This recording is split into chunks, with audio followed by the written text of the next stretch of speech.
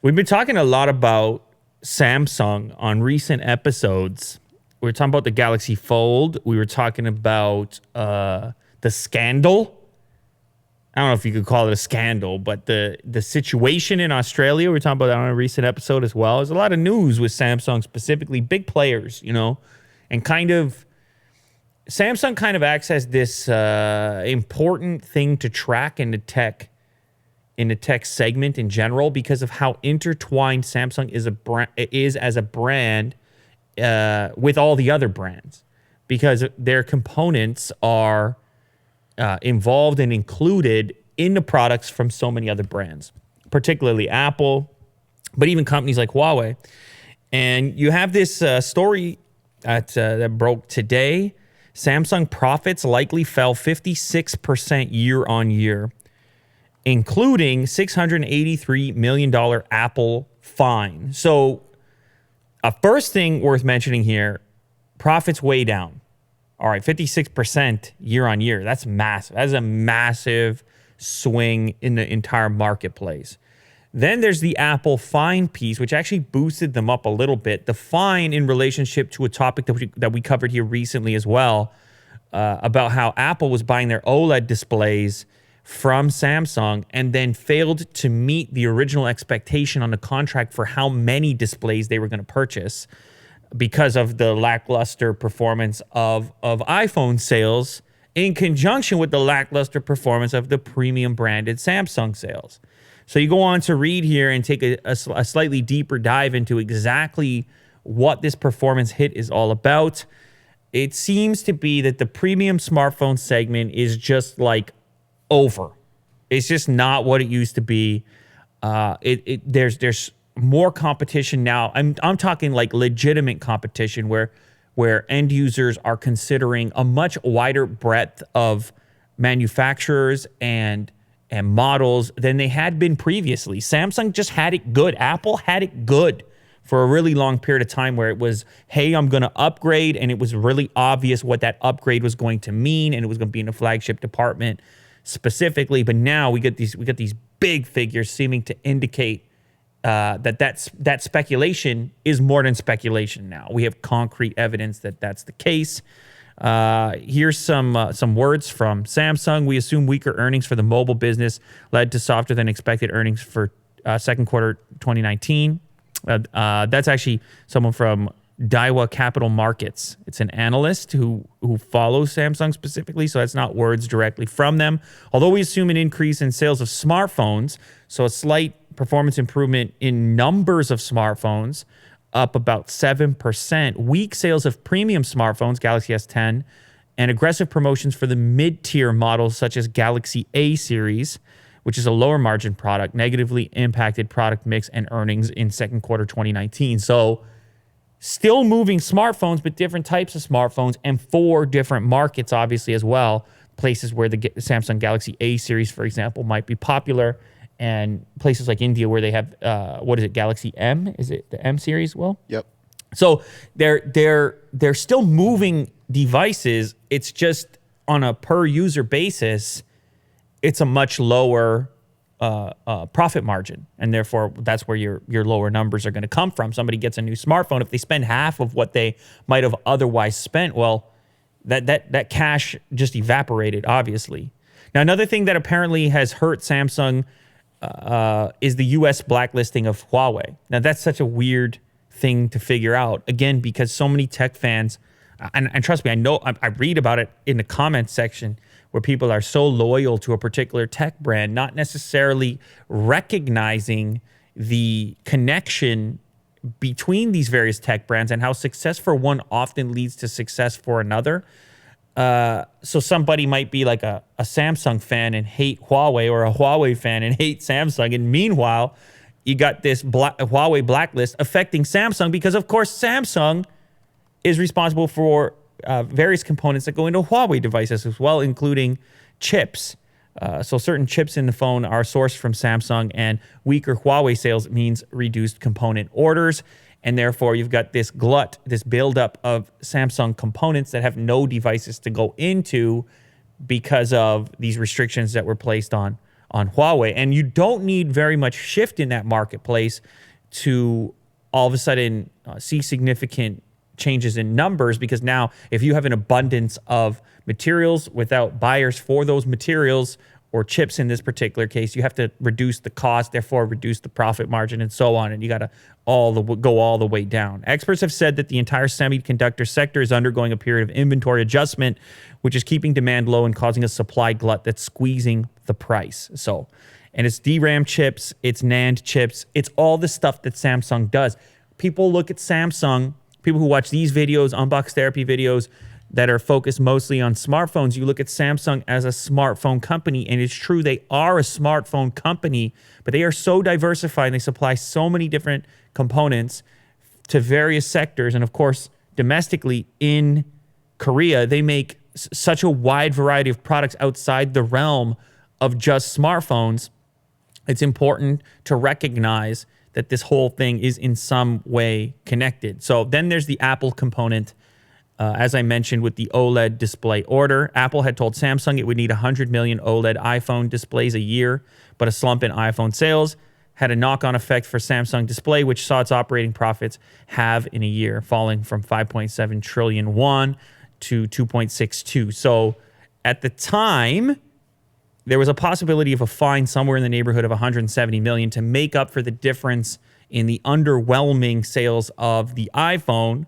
And so the actual payout of 683 million, kind of better than what Samsung would expect, and one of the bright pieces. Although you have to assume Samsung still would have rather sold the displays than just to fall back on some contract stipulation with a fine payment of 683 million. So what does this mean for the market moving forward? Well, it means that that customer choices, customer demand, and competition is going to continue to erode the profits at the high end of the market that these companies have become used to in the Samsung Galaxy S series, and of course the iPhone series as well. They're going to have to make some adjustments from a marketing perspective as far as like which devices they put their weight behind. If the volume of sales is not going to be there, it might be more worthwhile for Samsung to put more energy into the devices that actually can sell, even if there's a slimmer profit margin associated with it, like the A series and others that are available. A series recently became available here in Canada, for example. You're seeing it at the major carriers here in store as an option for an outright purchase. This is a customer adjustment as well, which is important to note. Like another key component, I think, in this fall off year over year for the premium smartphone is also the way in which people interact with their smartphone purchase, moving away from the subsidized re-up on the contract that people used to do to just outright ownership of their smartphone and absorbing the expenditure immediately and paying for the whole thing outright. People are going to have more cost consideration if they're purchasing the thing in that fashion, which is what people have begun to do. So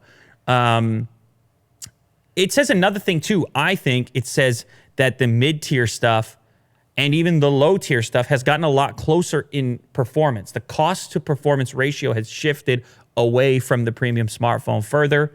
We've talked about brands like OnePlus, talked about brands like Oppo, talked about brands like Huawei even, or their Honor sub-brand. People are getting more for their money. And it's becoming harder to recommend those high tier or high price point devices as a consequence of that fact. There's less differentiating those two segments than ever before. And I expect that to continue. And I expect you guys who watch this content to continue to move towards those value-oriented devices, because you do get more for your money. So I don't see this turning around, to be quite honest, unless you get some other reason, like we talked about in a previous episode, with like a fold device or some kind of new form factor or some kind of compelling reason to spend this extra money. It's just not there right now. I just can't tell your average customer in the smartphone marketplace that it's worthwhile to go out and spend $1,000+ on a smartphone. I can't do that right now. And I'm not the only one. I assume this conversation is happening in more tight-knit social groups. I assume it's happening in your own your own conversations that you have as a tech enthusiast. So I expect this to continue. I don't think it's going to... The only saving grace for Samsung is that they can lean into their other component stuff. because they provide that stuff at the mid-tier, top tier, and everywhere else. And so they are diversified in that sense, which protects them a little bit. Now, sticking with Apple for a second and talking about new form factors, there's a new rumor just emerged that Apple is planning a foldable iPad. And this has been a conversation since the folding phone first emerged. There was a subset of the audience that was like, wait, this tech is a lot more useful in a tablet style form factor, because that's an area where we really need to shrink down these devices as far as screen to body ratio is concerned. Smartphone already really competitive in that sense, whereas a typical traditional laptop, for example, you have half your real estate is just this keyboard, and you're kind of missing out on the potential for this giant interactive display. So if you've handled a tablet, an iPad, something like this in the past while, you recognize that the thing is nowhere near pocketable. It's portable, but the footprint is similar to that of a laptop because, of course, you can't bend it. So we looked recently at this Lenovo folding screen laptop, which was a prototype, I should be clear. But Lenovo working on a similar concept where the tablet kind of becomes the laptop in the fact that it folds and you get this digital keyboard that lands on the desk. It would seem to be a compelling kind of product in an iPad with the Apple brand on it. You could imagine how Apple might sell that. There's going to be certain things they can't get around, like the crease in the display, some of the softness associated with these flexible displays as well, and the finish on the outside of it. Durability might come into question, things like this, but it has kind of been a dream, at least for certain users in the audience, that you could have this notebook style thing. Microsoft Courier was kind of one of the early stage versions of that. This notebook style touchscreen thing that could be these two different devices for you, or it could be just half the size, right? Twice as portable, but then you unfold it and you get the full package. So this rumor emerged here, foldable iPad possibly in 2020, which could also feature 5G connectivity. Approximately the same size as a MacBook. So the display itself, similar to that of a MacBook, which would make sense. There's currently a 12.9-inch iPad Pro available. It doesn't fold, but it's available right now. You could imagine that thing folding. You're basically, from a screen size perspective, in 13-inch MacBook territory with the absence of the keyboard. So there's been various patents filed. We've showcased them here on the show in the past to indicate that Apple is at least considering something in this department, and they have to be working on it. You have to be experimenting with it because, as we've mentioned, especially at the premium price tag, users are looking for compelling reasons to jump into this stuff. And so far, these slight iterations, they do have an effect. The latest iPad Pro got people talking about iPads again for the first time in a very long time. But until this thing does something significantly different, it's hard to have these conversations again. So I won't be surprised to see Apple release something like this eventually. 2020 might be ambitious. We'll have to wait and see. But you may see a foldable iPad with 5G next year, according to this particular rumor. Staying on Apple just for one more second here, they're trolling Google actually here in Toronto. I don't know if you knew this, Will, but Google is doing this futuristic city thing down on the waterfront here in the city of the fine city of Toronto. This would be the type of city I would like to live in and sign a long-term contract to stay in if I was a professional athlete. See what I did there? Well, I'm not referencing any particular athlete because I'm very low key. I don't like to apply pressure to people, trying to make very hard decisions. But I'm just saying, it's a very nice city. It's a safe city, Jack. A lot of nice restaurants to eat at. Very diverse city. Something for everyone in this city. So anyway, Google, they got the green light to do this futuristic civilization setup here. Sidewalk. What do they call it? What's the name of the company? It's Sidewalk Labs.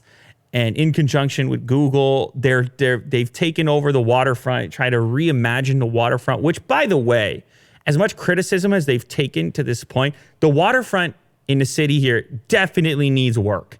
Like, it's kind of a wasteland in certain parts. And what people might not understand is the area in which they've gone in and attempted to modify it really wasn't doing much up until this point. So I'm a technology enthusiast. I'm typically optimistic. I understand some of the criticism that they're getting. Any change in general is going to elicit some degree of criticism, and rightfully so. But I'm still in the camp where I'm like, it's kind of cool that they're doing that here. I have to wait and see what the implications are. But here's the thing, Apple, they've had their privacy conversation going on since right around CES 2019 when they put up that billboard across from the convention center. Well, the original one was what happens on your iPhone stays on your iPhone. It was making waves. They didn't do anything or say anything at CES, but they had the billboard, and that was enough to get them some articles. They've been on this security trip for a while now saying, hey, we're different than Google. We don't care about your data. We don't sell your data. We're not trying to show you ads. We're a different type of company and so forth, which is probably true to a certain degree. Of course, them getting into the services businesses, like with the card and stuff, you kind of wonder for how long this is going to be the case, that they don't care about you personally. They're getting into your finances. Again, they claim it happens on your phone, it stays on your phone. Now, Sidewalk Labs, the criticism for Sidewalk Labs and what they're doing in Toronto is that they're really just building a futuristic surveillance state. Cameras everywhere. They're going to know where you go, what you do, and what you buy in stores. And like, that's the fear, is it's some 1984 type of scenario. So Apple picking up on that, they placed this billboard right beside the Sidewalk Labs project offices. And they say, we're in the business of staying out of yours. Privacy, period. That's iPhone. And if you're standing looking at the Sidewalk Labs headquarters there, or offices, whatever it is, you can't help but see this billboard as well. Now, you could say this is just by chance, Will. You could say they do these types of campaigns and it just so happened to land in front of these offices. You could say that, couldn't you? You could. What else could you say, though? You could say something else as well. What could you say? They're in the business of staying out of yours, pretty much. So you could say, but could you say that this is a targeted thing? That, like, do you think? Yes, okay, so this is a targeted thing. They're going head to head, mano a mano. Is that how you say that? They're going toe to toe. Yeah, it's a light little jab. They're having a little face off here, and a little bit of fun. And so what? Like, fine, go for it. I don't know. There's going to be this kind of jostling from here on out. This is going to be the way that it goes as tech progresses. We'll see which model wins out. Obviously, from an adoption perspective, a market share perspective, Android's been very successful. So has Google. And so have platforms like this, YouTube, which you don't pay for. You just, you share your data in a way. You sacrifice your attention to watch ads, and these are two different models, two different approaches to the web. I can speak from personal experience. If this platform didn't exist in a format that it does, in which I could earn revenue from showing you ads, like through through that mechanism, this never would have happened. If I had to rely on Apple to build this video platform where they didn't care about user data or ads, how could this have ever happened? I would have... Look at podcasts, for example. Since this show is also available as a podcast for free, essentially, I would then have to have built out my own personal ads to go with it, which is fine. Many have done it successfully, but nowhere near the number that did it successfully on YouTube, because YouTube didn't require the initial investment to be able to do it. You could start generating revenue almost immediately on that model. So anyway, there's an argument in both places. But Apple, they're entrenched in their position. Google, obviously, entrenched in theirs. And now Apple is continuing to troll. They're keeping the troll going a little bit longer. I'll give you some quick data here on Sidewalk Labs and what they're working on. They're going to install sensors in a 12-acre waterfront neighborhood space. And the sensors are going to monitor the movements and behaviors of people walking through the area. Now, that's the official statement. That's one way of putting it. The truth is, you're going to be watched if you're in this area. The argument's going to be that it's going to improve the services, improve the experiences that you have within this region. They're going to have like fiber connections. It's like some sort of tech utopia situation going on. Obviously, I got to get down there and check it out once it's in play. But for the time being, people are going to have to decide if the relationship between their privacy, right, security, and convenience. Because you're always, you know what I'm saying, Will? This is like you've got you know, on your apartment, let's say, or your house, you have a lock at the front. You have one lock, let's say. So now that trade-off, you've got some security, and you've given up a little bit of convenience in the fact that you need to pull your key out every time you get home. Right, as opposed to never locking it. Well, you could add another lock. You could add 5. But what just happened to your convenience? Getting in and out of the house is a nightmare. Now, you might not even leave the house. Yeah. You see how that goes? It's always that trade, one for the other. And you got to make a decision what that's worth to you. Like I've heard people, okay, let's put an electronic lock on the house. But wait, they could hack it. But it's super convenient. You see where I'm going here? Yeah. I mean, what if like you get a penthouse suite in this Sidewalk Toronto condo, but Are you suggesting I do that? Is that what you're doing? I mean, there's a trade-off here. Like, what if you're completely monitored all the time? You know? Right. They subsidize the cost of living there so they can learn more about human behavior in a way they never have before. Yeah. Is that a relevant exchange? Should how is that different than like what YouTube does right now? Should a person be able to do that if they want? Full out surveillance in exchange. I mean, it's a creepy concept. The future is happening. Who knows what it's going to look like? Google and Sidewalk Labs, they think it's going to look like this. I don't know what Apple thinks it's going to look like. Does Apple just think it's going to look kind of how it does right now, just with except you'll have a bunch of Apple devices? Maybe. See, that's the problem, is that like, what is an iPhone without Google or YouTube? Like, or for many people, Facebook or whatever. It's a portal. Without Google, the web would be such a different place. Yeah. So anyway, it's important to consider the future is happening on the waterfront of Toronto. Could be good, could be bad, like everything in life. Double-edged sword. Yep. Will. The AirPods just got some new competition. Sony's got something called the WF1000XM3. They did an earbud version of their ever-popular over-ear headphones, which I've talked about multiple times here on the show, that I like so much. They boiled it down. They shrunk it down into something, I guess, a little bigger than AirPods, but they're going to actually have active noise cancellation and the features of the over-ear headphones with the app and the whole thing, and hear your surroundings, microphones on the outside. Very compelling package. They're not out yet, but I don't know. This is a rarity to see those types of features packed into an earbud style of fully wireless headphone.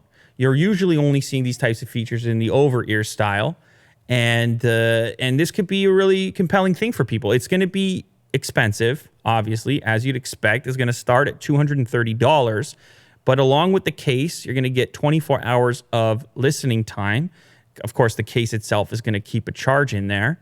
And then on their own, the earbuds can last for around 6 hours. Of course, battery consumption is important because when you're dealing with active noise cancellation, typically those headphones are going to use more battery because of all the fancy software stuff going on to enable noise cancellation. Of course, you've heard me in the past complain about AirPods. As much as I use them because of the convenience and the scale, and sometimes I don't want to have full-on headphones on, you can hear everything around you. They don't isolate you at all.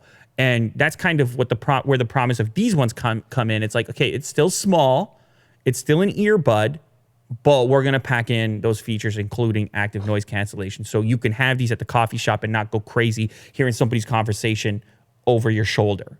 So that's a pretty cool, compelling thing. I'm interested to try them out. I still have to try out the new Bose 700 wireless headphones, which have started to hit people's, have started to ship for people. I guess they're fully out right now. So I got to pick up a pair of these and check out what's going on. Those are also equally compelling for an over-ear style. These ones WF1000XM3, the pre-order is available now on Amazon, and they'll ship next month, August 5th. So if you were in the market for a fully wireless earbud, you may want to hold off and check out what these things are all about. These are expensive investments. Even if you go with AirPods, $160 to start, somewhere in that territory, you might want to hold off, check out what people think about these, and boost your investment a little bit in exchange for active noise cancellation.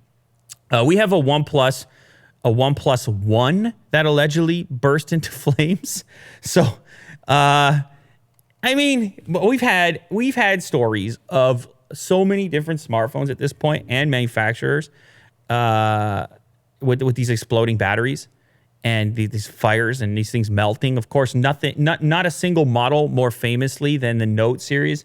Was it the Note 7? The Note 7, it was like a guy's Jeep caught on fire. It was just like a bunch of reports all coming out at once. Well, OnePlus, up until this point, has kind of been unscathed in this department. But it appears to me that this tech has less to do with the actual specific phone and more to do with whatever battery cells. And it's almost like anything with a battery cell has the potential to have this happen. Now, the individual in this case says that the room was air conditioned, the phone was idle, it was just shut off or charging or something like this. And then they woke up and this is what happened on the bedside table, something along these lines. But you had the recall recently as well with the MacBook Pros, where they recalled like a bunch of different model numbers for that one, where they're saying, hey, these batteries might pose a risk.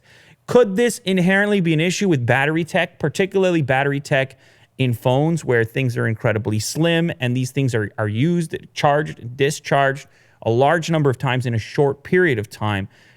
It's quite possible. Obviously, these types of scandals look bad on the brand. Ultimately, the brand is the one that has to take the heat for it. You see that, Will? Mm-hmm. Because they plaster their badge on the thing. At the end of the day, it's going to be their customer service department that has to look into it. But what do we learn? I mean, I feel like any phone can blow up at this point, Will. I'm not even lying. I feel like my phone right over there could blow up. I feel like whatever phone I ever switched to could blow up. I feel like this laptop could blow up.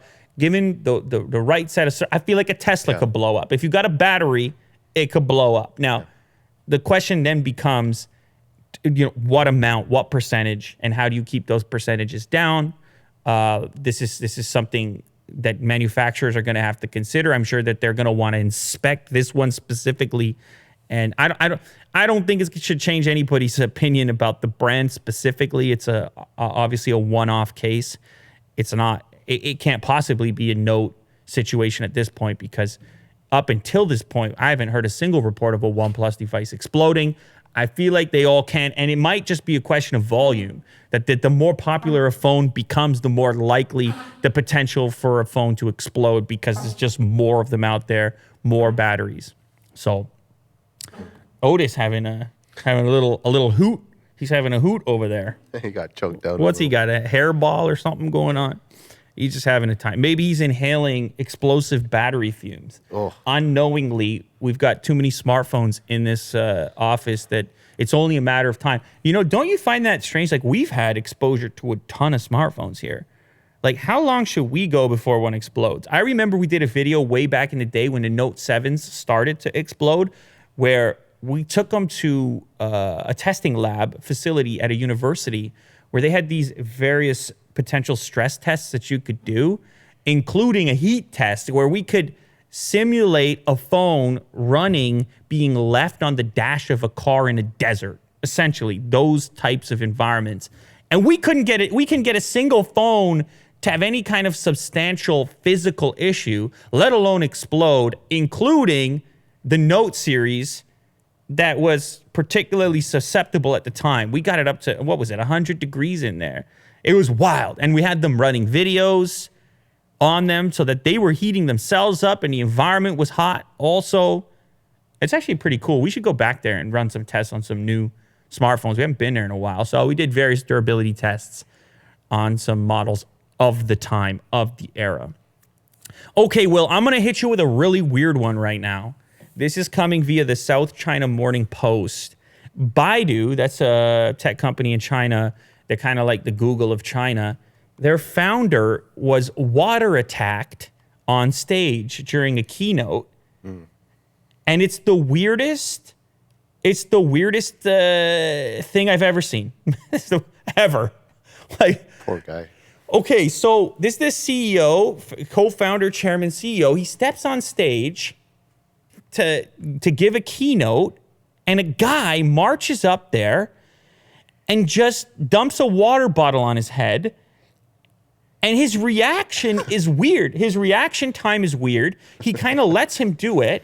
The guy that's dumping the water has a weird, deranged look on his face, like it's a very serious thing. It's not funny to him, like a prank. Look at the guy's expression. He was on a mission. He's on a mission. I'm going to do this. The bottle, and the guy doesn't move out of the way. He kind of, like, he eventually does, but it's a delayed response. I guess he's in shock of what's going on here. This guy's a billionaire, by the way. So he's not used to getting treated like this. And also, where's the security? How do you let this random dude on stage? It could have been a weapon of some kind. He's lucky it was just a water bottle. But what a weird kind of prank. The guy's expression messes me up the most. Mm-hmm. Like, look at his expression. We'll play this back. Pause it on his face. Pause it somewhere here. Look at, like what? It's not fun or funny to him. He's just kind of like, okay, this is my mission. This is my job. Like, did somebody pay him to do this? A competitor? What a weird, I don't know. What's your feeling, Will? Break it down for me. You got to explain this to me. Well, maybe he just wanted to do it, but, it wasn't like a prank or anything. It was just... Yeah, but why? What is the significance of dumping? What is it? Is it this guy's a billionaire? I want to show him. I want him to suffer or something. Is that all it is? Let's just embarrass you. Well, let's just take him down a notch. Yeah. Yeah, maybe. I mean, he did. This guy was. It is just water. This guy was detained 5 days for the offense, which was announced on the police district of the police in that district. It was released on their Weibo account that he was detained for 5 days for that action. But the thing became an entire meme. Because the Baidu founder in English, after he figures out what's going on, he can't help himself but to respond in English. And he says, "What's your problem?" So this is the meme now. Water on the head, hand on the arm. He puts the hand on the other arm so that he can't stop him. It's so weird, man. And he has a badge. He has a badge. He's supposed to be in the conference, but definitely not on stage. I mean, he could be a disgruntled employee who used to work there and got fired. Or his family maybe could have been affected by this guy in some way. But anyhow, it's obviously an offense of some kind. And just a very odd exchange that I've been struggling to break down since the moment that I saw it to figure out exactly what's going on here. And apparently the CEO just kind of went through his speech like it was not a. He continued. He actually got a round of applause. Yeah. Yeah. He actually got a round of applause. It didn't affect him at all. Yeah. Put a little volume on it here. You can hear him say. You can decide if it's all real. I don't know. Maybe the whole thing is fake. I don't know what's going on. Here it is. Listen.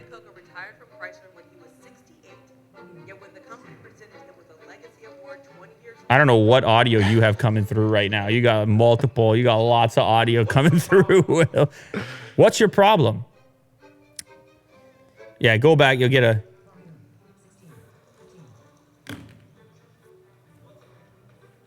Did you get it there? What's your problem?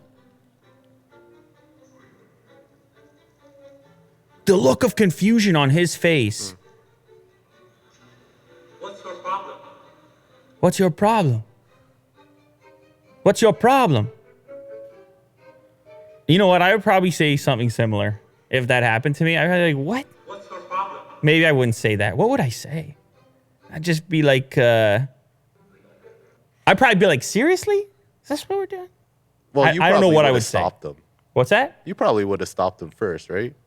Right. I would have grabbed him or something. Yeah. That's true. Maybe. Punch or something. You know what? I think I just figured it out. Why it worked. He thought he was bringing him a water bottle to have during the presentation. He's like, this guy's bringing me a water bottle right now. Look at him. Look at the water bottle in the guy's hand before he goes up with it. Look. No. You got to go to the earlier maybe it will play back in this clip. You can see slightly before the event takes place. Yeah, that angle. Look at him. See, he looks down at the water bottle. I mean, it's all very fast, obviously. But it wouldn't be unusual for somebody you don't know from the event to bring you a water bottle out of courtesy. Then this guy flips the switch on it. Right. He goes the other way with it. And then you're just getting drenched. But he wasn't tackled afterwards. He just walks off casually. The whole thing's very confusing. Anyway, I don't think it's a scam. I don't think it's fake. But that dude is obviously deranged to some degree. Like, what would you say his derangement level is? The guy who did it. Probably a 10. 10 out of 10? Because of his expression. His expression is creepy. He's just, I'm going to go do this. Yeah, I don't know, man. Weird. Maybe it's just a stunt. Maybe it's kind of like the equivalent, like the tech equivalent of streaking across the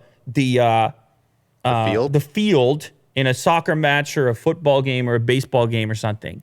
It's like, maybe this is the tech equivalent. Maybe we're going to see more of this during keynotes. Could you imagine if that was Tim Cook or something? You had an incident during like a Google event. I did? I think so. Where there was like Peter or something. They were yelling during an event. This was like a couple of years ago. Dude, I have no idea what you're talking about. Never mind. I had an issue. So. Somebody was heckling me? No. Oh. At the Google I/O. Do you remember? There was a couple protesters that just kind of came in. And you're right. Stopped. You're right. Yep, you're right. From like talking. Yeah, they were sick like, of talking over him. They were protesting like San Francisco real estate prices and blaming the tech community for it or something. Oh, yeah. I do recall what you're saying. Yeah, it's I don't know, futuristic type of protest. Uber Eats. You're familiar with Uber Eats, Will? Mm-hmm. They they bring the food to your house, whatever you order, whatever you want. They got a new Dine In feature, which kind of was confusing to me. Like, I didn't really know how to interpret that. Dine in. What do you mean? The whole concept, they deliver it to you. What are you doing dining in? But the way that it works is you put the order in advance so you don't wait when you get to the restaurant. And I actually think it's genius. I actually like it better than the delivery guy bringing it to me. Nothing against the delivery guy, but like, it's just sometimes it's so late after it was made. It's a totally different meal at that point. I really don't want to go into the whole thing. It's something off about it for me. I think it kills the experience, especially if it's a nice restaurant. You got to eat it fresh. Well, there's some foods, they don't travel well. Pizza's no problem. They've been delivering it for years. We don't need to go into it, but some foods do not travel well. And then it's a subpar experience. And it's like, just get your butt up off the couch, please. In certain circumstances, not every time, but just in certain. Anyway, this feature, on the other hand, is kind of cool. Sometimes you want some nice food, but you don't have the time.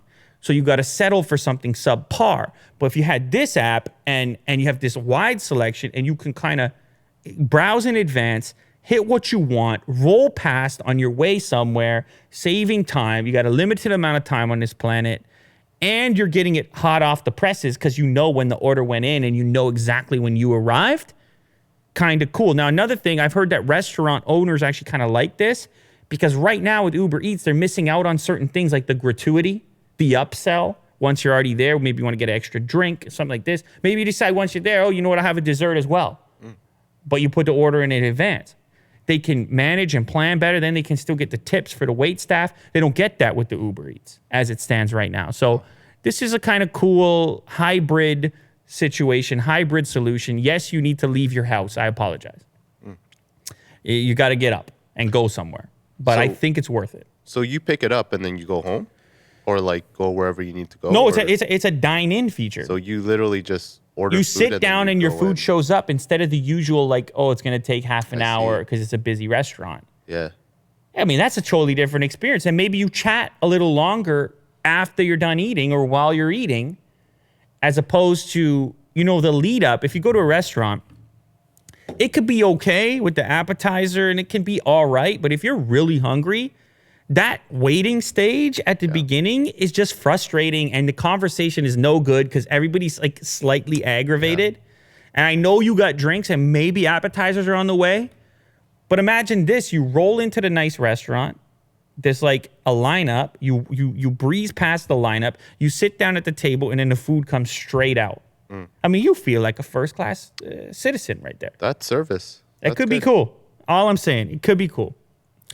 All right, time for the news segment, the last segment of the show. It's where we evaluate, analyze the top of trending on YouTube, which has delivered us various gems over the past couple of days. It's been a lot of the same, though. It's been so many music videos, with the exception of Mr. Beast cracked into there. I'd like to see a little more variation here, but it does make sense. People love music videos, and of course, they click on them multiple times if they like the song, and then that leads them into trending. Today, we have Post Malone Goodbyes featuring Young Thug, currently sitting at 3.4 million, 3.5 million views, putting it at number 1 for trending. Incredibly violent music video. So this now makes 2 days in a row in which the top trending video for me is kind of R-rated, which is weird and surprising given Google's stance and YouTube's stance on the advertising side of things, as far as like, hey, we're not really promoting stuff that isn't friendly or whatever. This one of the most violent intros I've ever seen in a music video. There's a knife fight that takes place. It's quite intense. So if you're not into that, you might want to avoid this one. But the video itself, I'm kind of into the vibe of it. Like it's kind of creative. It's dark. It's got a cinematic look to it. I mean, maybe I'm spoiling. Can you do a spoiler for a music video? I mean, it takes like, it's 4 minutes to watch it. It's a 4-minute video. It's 4 minutes to watch it, so great. Who cares if I spoil it? He turns kind of into a zombie, and the makeup looks really cool. I mean, the song is a love song, obviously. It's a Post Malone song, so obviously it's a love song. Obviously, it's a pop song. Very catchy tune, as it would be. You can hear this thing on the radio already. It's a summer jam, but the video itself, to me, is a bit more unusual in the fact that you take the zombie vibe, you take the cinematic vibe. He's obviously, there's a reference point of like the feeling of goodbyes, of heartbreak associated with actual death in the form of some sort of altercation. There's a connection being made there in the cinematic, which I think is kind of cool. There's a very abrasive product placement, which I'd have to mention. It's just so commonplace now in these music videos. It kind of reminds me actually of this Perrier can sitting over here, you see, but this is not a sponsorship. I mean, Perrier could get in touch if they want, but this is just my choice of beverage. I promise you that. That Bud Light, on the other hand, not a choice of beverage. It's not even a place. It doesn't even really serve a function in an actual thing, in an actual video, but you get this really gleaming blue Bud Light shot. And then at the end, the very end of the music video, he chugs the Bud Light as Post Malone. If you were Post Malone, you'd do the same thing, except it drips out of his neck because he's got a gash there. And so the beverage doesn't actually hit the stomach. So you got your classic zombie, he doesn't care because he's already dead type of storyline. So I like the graphics. I like the mood of it. It's definitely a pop song. It's got your typical auto-tune. It's for the summer. The youngsters will love it. And I am not surprised to see it at the top of trending. There's not much else I can say about it. I feel like the music video was a little bit creative, so I'm giving it a few extra points for that. But I am waiting for the top of trending to feed me something that isn't a typical music video so I can go into a slightly deeper analysis, because I know how this stuff works, Will.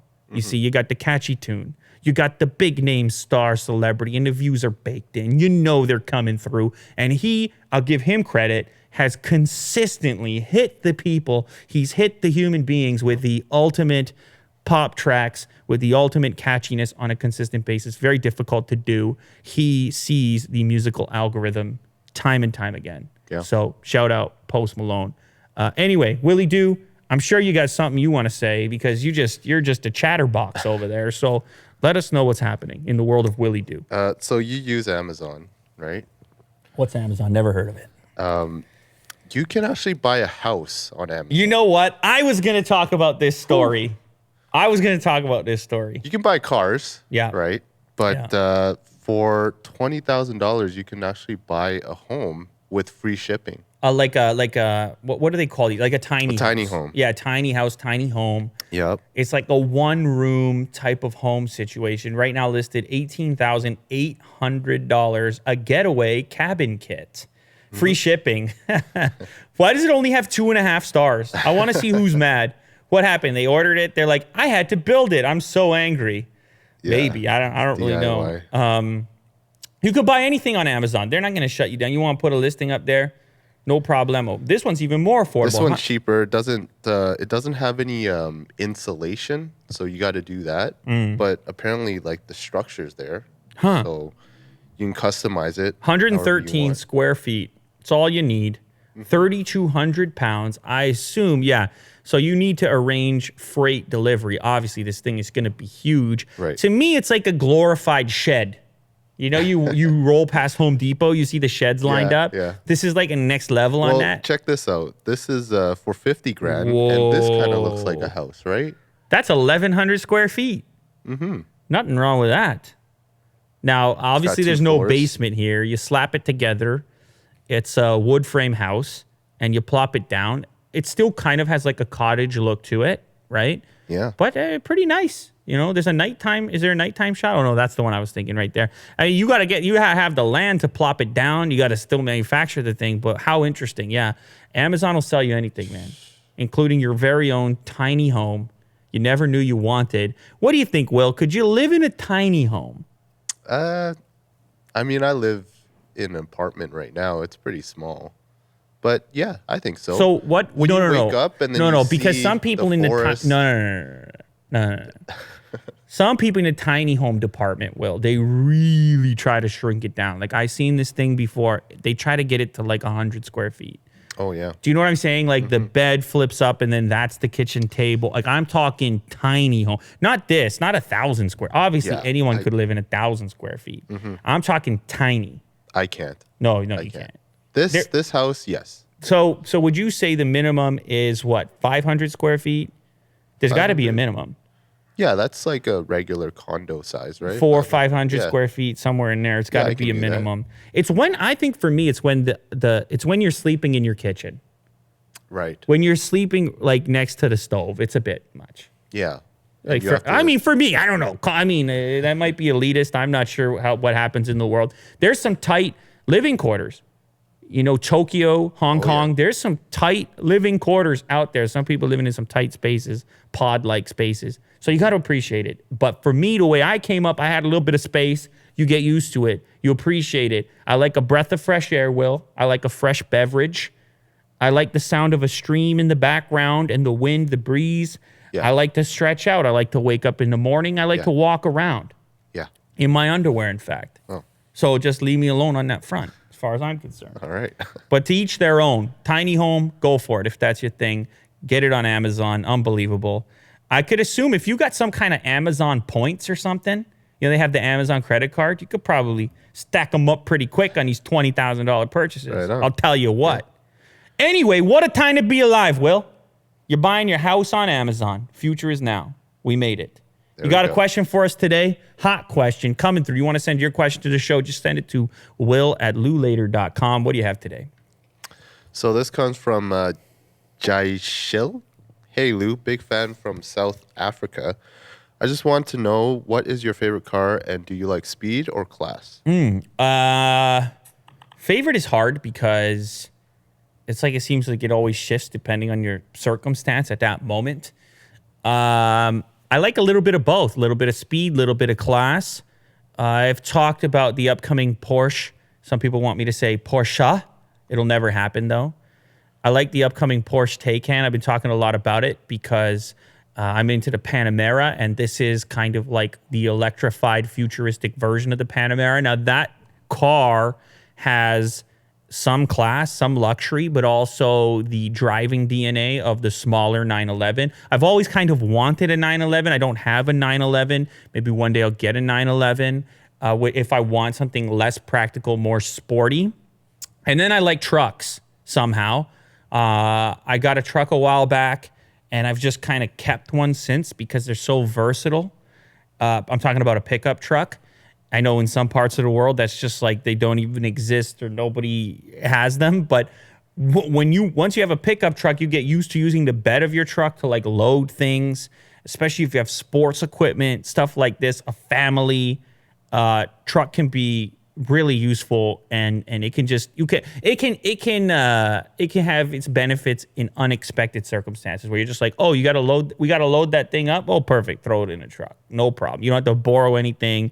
You don't need to have a trailer or nothing. You just throw it in the bed of the pickup. I like to put a cover on the bed of the pickup, turn it into the cover I have right now. I love it's motorized, so the bed of the pickup becomes like a trunk. I understand that this is outside the scope or realm of the average person, but utility is what I'm saying. Because the reason I'm saying the average person, I mean the average viewer, because I've been to places like India. There's no pickup trucks. I didn't see a single Ford F-150 in India. And I'm guessing it'd be the same if you were in a lot of other places. But here in North America, pickup trucks are actually very popular. So I like those as well. But I like all that. I like class, luxury, but I also like sporty stuff and futuristic stuff, electric stuff. Maybe one day I'll get a Tesla. I don't know. I like cars in general, just like tech. I'm not very specific on one brand. Like, I do find things that I like. I stick to them for a while, but I'm not so proud that I couldn't imagine experimenting with others. Because for me, that's the fun right there. Is like trying the different stuff out and getting to the bottom of it. Just like smartphones, just like laptops, just like headphones. I kind of think of cars in the same spectrum. So there you have it.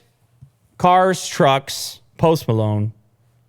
An old exploding OnePlus device, Samsung running out of cash. That's not true. They just, look, premium smartphone market, it's shifting, it's changing. Everything's changing. Apple, still talking about privacy. Google building a futuristic sidewalk town situation here in Toronto. Kawhi Leonard still hasn't decided where he's going to sign, which is driving Jack crazy. He can barely live his life. Kawhi watch, they're following airplanes now. What a time to be alive, Willie Do. It's always happening. It never ends. We don't stop because we got a job to do.